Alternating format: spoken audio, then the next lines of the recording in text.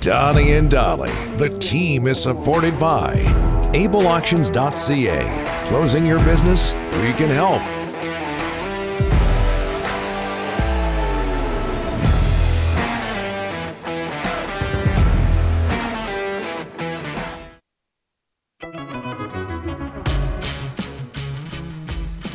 Is this generic music? The canned music? It's quite good. It's my favorite of all the canned music selections you come up with. Does it have a description?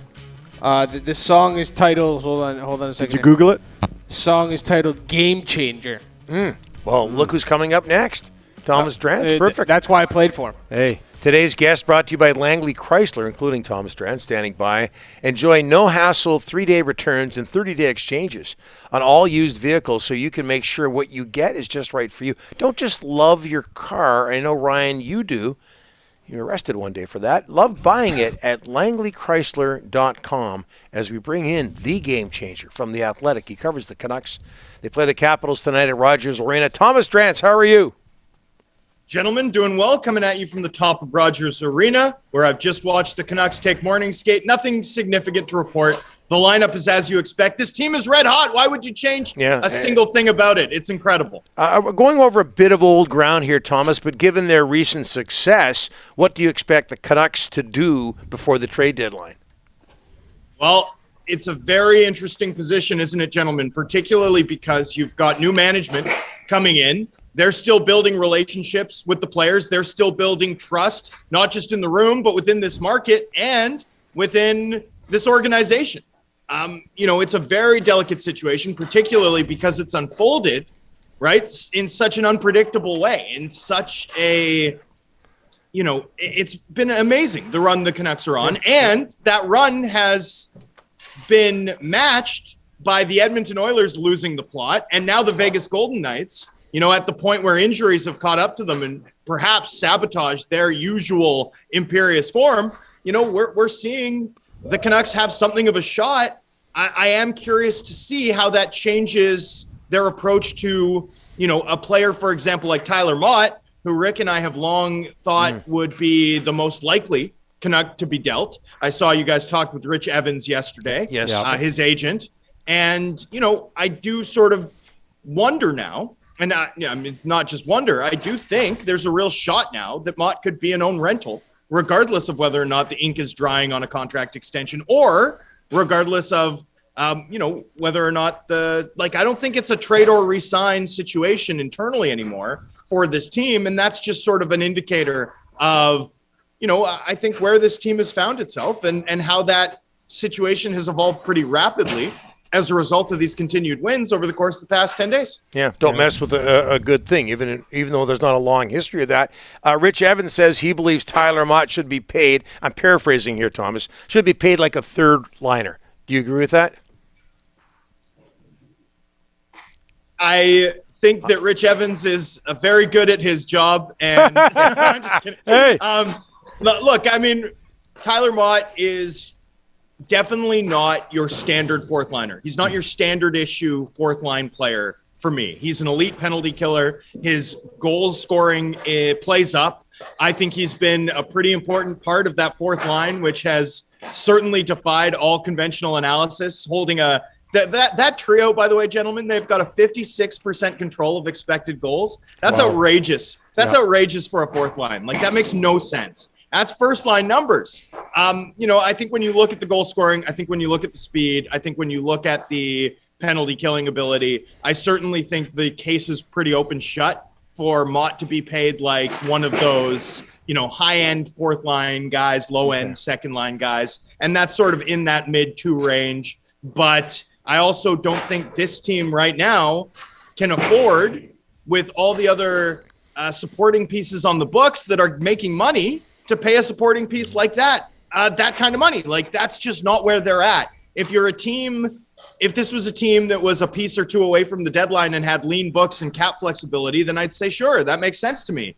If this was a team that was going to move out $10 million in cap space at the deadline and then say, and that clears up the money for us to go 2.25 with Motte, I'd say, fine, that makes sense. But with where this team is at, both in their building cycle and with their cap situation in mind, and make no mistake, gentlemen, as good as this team has played, and as much as I do think that has shifted some of the internal thinking ahead of the deadline, I still think cap flexibility is like the foremost priority for this organization. And I do think that's going to govern talks with Motte too, as the club sort of charts a path forward there.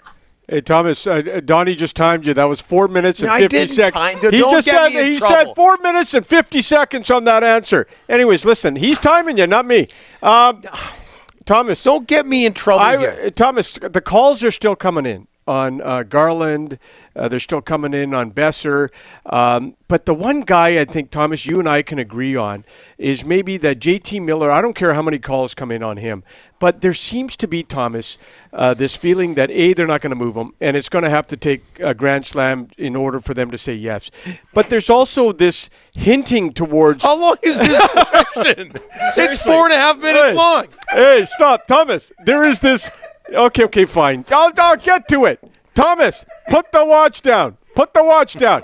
Anyways, there is hints now that maybe they talk extension in July. What are you hearing on JT? Sorry. And I'm timing you. Just let me process that entire question. Give me your JT Miller thoughts. Rick Leo Tolstoy Dollywall with the question that doubles as a doorstop. Thank you, sir. Go.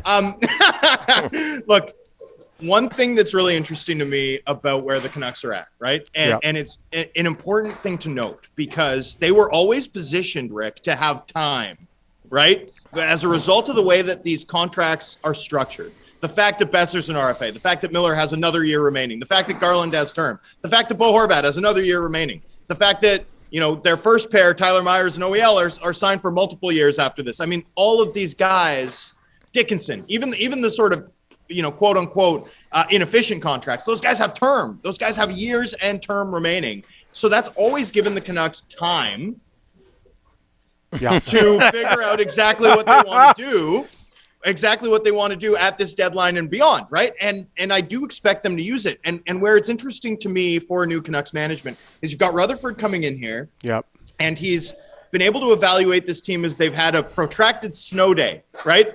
Wind at their backs, tons of wins, getting back in the mix. But now, and beginning tonight, gentlemen, I do think the pressure kind of shifts. All of a sudden, people aren't looking at this team as a fairy tale story, but it's like, get it done time.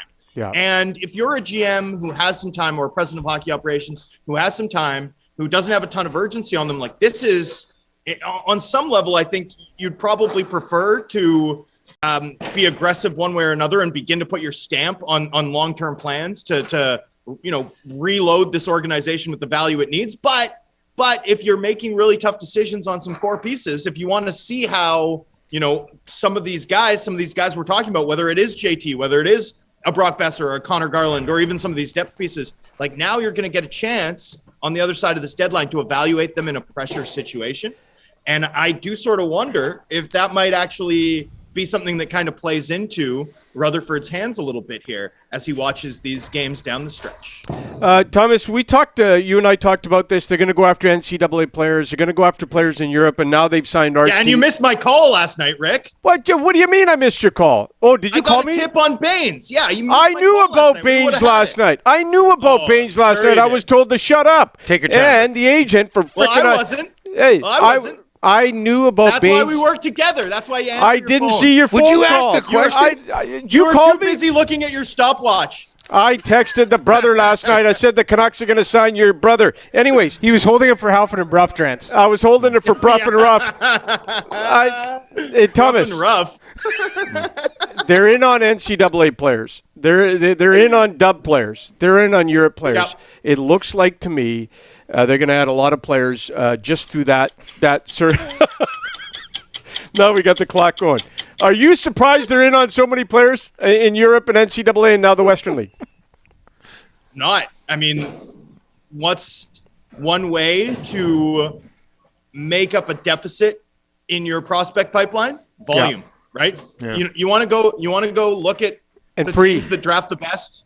Yeah, and free. And but free. also, do you want to go look at, but whether they're free or not, go look at the teams that have drafted the best over the last 10 years, right? Yep. It's not the best scouts, gentlemen. It's the guys who take the most swings Yeah. Right? Like it's a volume. Talent acquisition ultimately is about volume. And, I do think that that's one area that the Canucks can do a lot better, particularly now that they've got the American League team close to the NHL team, right? Yeah. Especially now that, they haven't made a first round pick in 2 years. I mean, you kind of got to go this route, particularly as like a big revenue team or a big market team relative to much of the league. You got to go use those resources. You got to go use that edge.